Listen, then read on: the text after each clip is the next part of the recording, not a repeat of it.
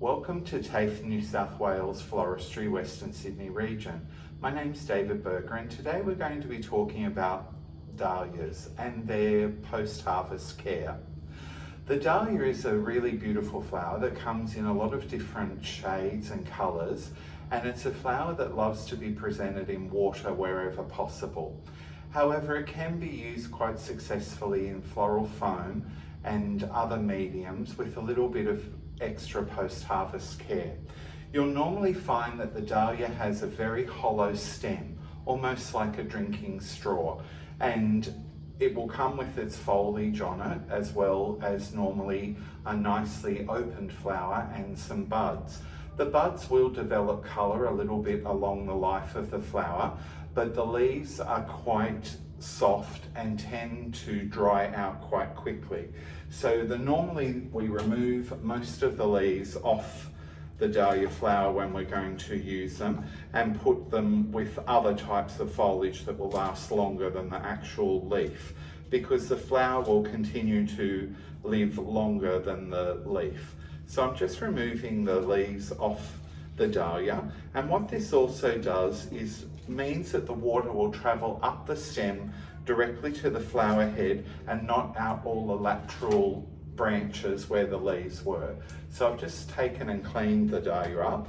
I'm going to cut it to approximately the length that I want to use it, and there's a couple of post-harvest tips that you can use with your dahlias.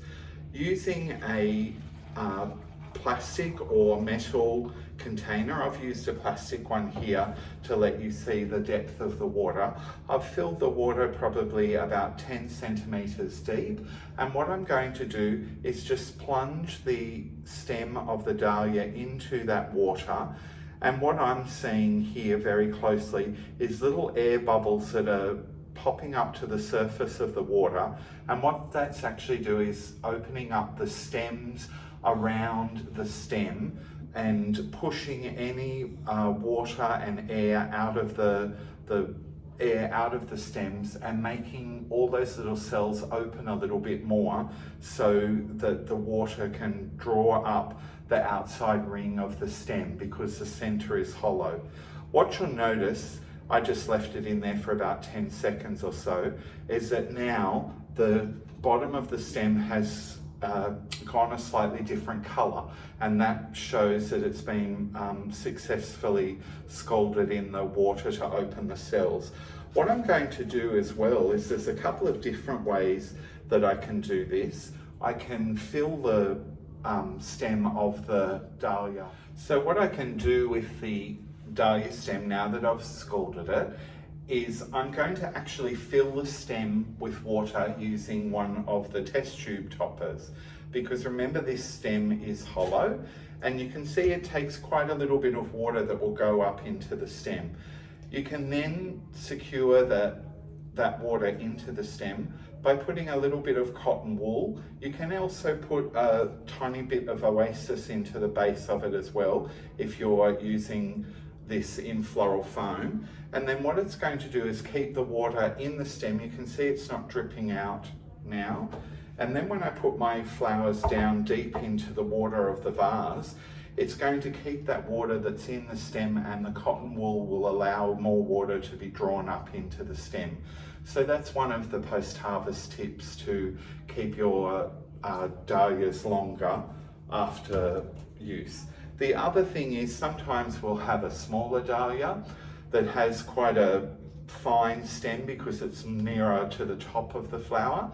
We can just get a piece of 20 wire and insert that up into the hollow stem, right up into the head, and you'll feel it go up into the head of the flower, and you can manipulate the flower head to a nice straight position.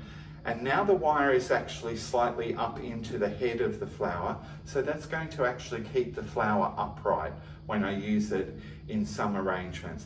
This is often a very handy tip if the dahlias are a little bit softer post-harvest, but we're going to make a few different designs today where we're going to use them quite low and in a clustered effect, but this can support the flower as well, and will keep that head nice and upright in an arrangement or in a water source so it will last as well. So there are a couple of tips on post-harvest treatment of the dahlias from Western Sydney region floristry.